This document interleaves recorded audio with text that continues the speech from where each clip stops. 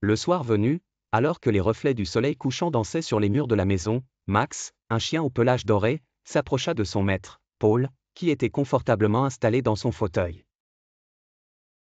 Max dérouilla ses pattes, se resserra contre Paul et, d'une voix basse et mystérieuse, commença à parler. « Paul, tu ne croiras pas ce que j'ai vu aujourd'hui, » dit Max. Paul écarquilla les yeux de surprise. Il n'avait jamais entendu Max parler avant. Mais le ton sérieux et intrigant de Max le convainquit de rester silencieux et d'écouter. Chez nos voisins, les Martin, il semble y avoir quelque chose de très étrange en cours, poursuivit Max. Ce matin, alors que je jouais dans le jardin, j'ai vu Madame Martin sortir avec un énorme sac noir. Elle regardait autour d'elle, comme si elle voulait s'assurer que personne ne la regardait. Ensuite, elle a enfourné le sac dans le coffre de sa voiture et est partie en vitesse. Paul fronça les sourcils, incrédule mais intrigué. Et qu'est-ce qu'il y avait dans le sac ?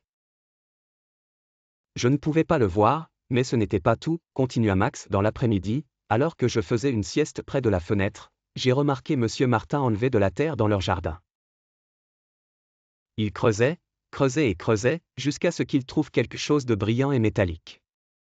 Il a regardé autour de lui, puis a soigneusement refermé le trou. Le cœur de Paul battait de plus en plus fort. Qu'est-ce que ça pourrait être ? Un trésor enterré, murmura-t-il. Peut-être, répondit Max en haussant les épaules. Mais ce soir, après que le soleil soit couché, j'ai vu les lumières de leur garage clignoter comme un signal. J'ai entendu des bruits étranges, et à travers une petite fissure dans la porte, j'ai aperçu une lumière rouge. Il cache sûrement quelque chose, Paul. L'esprit de Paul débordait de questions. Il se leva et regarda par la fenêtre, mais tout semblait calme chez les Martin. Il se tourna vers Max, décidant de lui faire confiance. Après tout, il avait toujours su que son chien était spécial. Max, demain, nous allons enquêter, dit Paul, une lueur déterminée dans les yeux.